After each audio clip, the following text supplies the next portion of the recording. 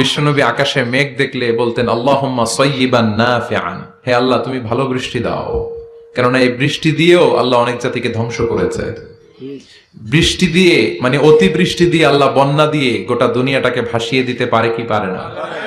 এজন্য মেঘ দেখলে এত আনন্দিত হয়েন না। বৃষ্টি দেখলে অনেকে গান বাজায়, আছে না নাই? এই বৃষ্টি ভেজা রাতে তুমি চলে যেও না, গান গায় না? না, আপনি আল্লাহর কাছে দোয়া করবেন আল্লাহুম্মা সাইয়্যিবান নাফিআন, আল্লাহ তুমি বরকতের বৃষ্টি দাও। আল্লাহুম্মা গাইসান মুগীসান মারিআন মুরিআন নাফিআন গায়রা দার।